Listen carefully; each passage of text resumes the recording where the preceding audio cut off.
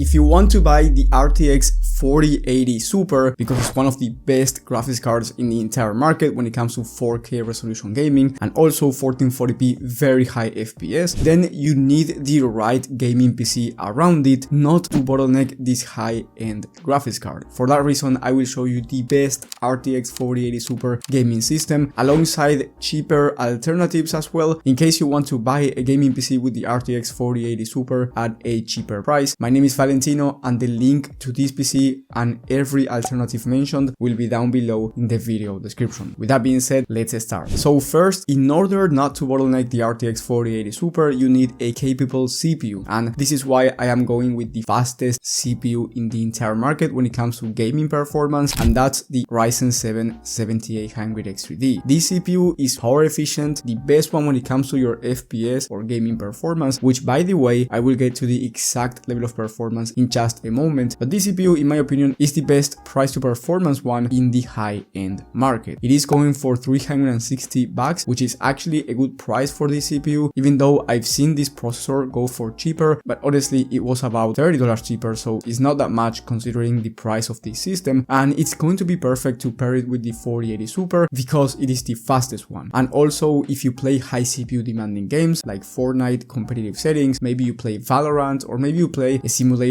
like Cities Skylines or Flight Simulator, which are CPU demanding, well, you will be able to achieve the highest FPS. And when it comes to esports shooters, you can expect 500 plus FPS on average if you want to compete at 1080p resolution, and 360 plus FPS on average competitive settings if you want to compete at 1440p or 4K, possibly more depending on the exact esports shooter and depending on the settings. Then you need a capable cooler for the Ryzen 7. Now, luckily the Ryzen 7 7800X3D does not require a ton of cooling because it's very power efficient, but I did go with a 240 all-in-one liquid cooler, which is going to be way more than enough for this Ryzen 7. This one is from Cooler Master, looks amazing with RGB, and it's going to keep the temps low for this Ryzen 7. So big thumbs up for the CPU cooler. You definitely do not need anything more than this. If you get anything more than this, it's going to be an overkill, but I will be talking about more expensive options later on this video. Then for the motherboard, you get the Gigabyte B650 Aorus Elite AX. This is one of the best price to performance motherboards from the AM5 platform. If you are new to PCs, for you to understand this, if you get this motherboard, you get a future-proof motherboard, meaning that down the line, if you want a new CPU from AMD that's coming out in the next few years, you can upgrade without having to change your entire motherboard. And for example, if you were to go with an Intel CPU or a last gen Ryzen 5000 series CPU, then if you want to upgrade down the line, you would have to change the entire motherboard. So it will be a longer process. And also this motherboard is amazing when it comes to features. So you get all the gaming features that you need, and you get very capable VRMs, which means that if you get a more beefy CPU down the line, it's going to be completely fine with this motherboard. Then for the memory kit, you get 32 gigs of DDR5 memory. Now 16 gigs of RAM is usually enough for gaming, but if you want to do streaming, content creation, productivity work at a higher level, having 32 gigs of RAM in your system is going to be ideal. So that's why I went with 32 gigs of RAM with RGB, by the way, and very fast speeds. Then for the storage, you get 2 TB of Gen 4 SSD. Most people do not need anything over 2 TB. However, if down the line you need to upgrade because you are downloading a bunch of games and you do not want to remove them, that's completely fine. You can always upgrade down the line because the motherboard has more than one M.2 slot, so it's going to be a very easy upgrade and it's not going to be that expensive anyway. Then of course, let's talk about the graphics card. This is the RTX 4080 Super, and if you click this video, you probably know what this GPU is capable of, but I will explain it to you regardless. So the 4080 Super is a high-end 4K graphics card. In my opinion, it's the second best GPU in the entire market, right after the RTX 4090, which is much more expensive, but the 4080 Super is able to achieve 85 plus FPS on average in a test with the most high demanding games out there on high to ultra settings. And I'm talking about games like Cyberpunk 2077 or Alan Wake 2, which are very GPU demanding. So if you turn on DLSS, you can expect closer to 100 to 120 FPS on average, depending on the game and depending on the settings. And DLSS works very well when it comes to 4K resolution. At least in my opinion, when I play with DLSS, I cannot tell the difference between DLSS quality and native resolution, especially when it comes to 4K in high demanding games. But if you want to play at native resolution, you can expect a very smooth level of performance regardless, and I I already told you how much FPS you can expect in games like Fortnite or Valorant at the beginning of this video. Also, this graphics card is the second fastest one when it comes to ray tracing performance, so if you want to play with ray tracing on, you can expect a smooth level of performance once again, but this time I do recommend you turning on the DLSS if you are going to be playing on the Ultra preset with ray tracing maxed out on high demanding games like Cyberpunk 2077. And then, as you probably know, the 4080 Super is also one of the best graphics cards when it comes to content creation and productivity work, so if you are a content creator, you are getting a great GPU for that as well. And then this PC overall is very upgradable over time because you get a 1000-watt power supply that's A tier rated from Be Quiet, so it's a very good brand. And since you get a 1000-watt power supply, let's say down the line you want to upgrade from the 4080 Super to the new RTX 5080, possibly coming out later this year or at the beginning of 2025, you can upgrade without having to upgrade your power supply. Now, there's nothing confirmed on the power supply requirements for the 5080 or 5090, so it's not guaranteed, but most likely 1000 watts is going to be more than enough. And then last but not least, we have the case, which for some people is pretty important because aesthetics are important, and for that reason I went with the NZXT H5 Flow RGB. I do like how this case looks. It has plenty of airflow, a front mesh panel, it comes with 4 pre-installed fans, 3 of them are RGB, the ones on the front, but then the one on the back is non-RGB, and that's why I added one extra fan from NZXT that's going to cost you an extra $30. So if aesthetics are important to you, I believe this is one of the best looking cases in the entire market, and right now it's going for $80, which is not that expensive considering that this exact case was going for around $100 a couple of months ago. So the total price for this system is $2,030 when I'm recording this video, but maybe when you're watching this the price might be higher or lower. That's why I highly recommend you checking the links in the description for you to see the latest pricing and availability in case some of these components are also out of stock. And then if you want to max out this PC even further, I recommend you upgrading the CPU cooler to a 420mm all-in-one liquid cooler, which is the biggest CPU cooler that you can get right now, and this one is from RTX. Now, as I said before, this is an overkill for this exact same system, but if down the line you want to upgrade to a newer CPU from AMD that's going to be more beefy, like a Ryzen 9 9950X that's coming out very soon, well, a 420 liquid cooler is going to be way more than enough even for that CPU. So this is a more future-proof approach in case you want to buy a higher end system. But the NZXT H5 Flow does not support a 420 liquid cooler, and that's why I changed the case as well to the H7 Flow 2024 edition. It's even better looking in my opinion, more expensive of course, and you also get a black fan on the back, and that's why I also added an extra NZXT fan for this PC variant, and the price for this system is $2,136, so more expensive than the last one, but it is more future proof in case you want to max it out. And also I want to clarify I made a mistake because the power supply is from NZXT actually, and it's the C1000, well branded as well, A tier rated, so it's a 1000-watt A tier rated power supply regardless, but it's not from Be Quiet, it's from NZXT. And then if you want the RTX 4080 Super and the fastest CPU in your PC, you want the same level of performance but you want it at a cheaper price, then I do recommend you going with the Montech Sky 2 for the case, which is going to be cheaper overall than the NZXT one, because here you don't have to add any fans yourself, so it doesn't become as expensive. And then I recommend you going for a 240 liquid cooler, but this time from Thermalright, which is going to be cheaper, and instead of spending $80, you are going to be spending $45. And don't worry, this is a very good quality CPU cooler regardless, that's going to be enough for this Ryzen 7, and you will be getting the exact level of gaming performance as the main system, but this time you are spending $1,970 at least when I'm recording this video, so you are saving about $60 and getting the same level of performance for under $2,000. Remember, all the links to these alternatives in case you got lost will be down in the video description, and if you have more money to spend or maybe you have less money, I do recommend you watching my video on the best gaming PC builds of the month for every budget and every resolution, 1080p, 1440p and 4K. That video will be in the top right of the screen. Thank you guys for watching, thank you for the support, and I will see you on the next one.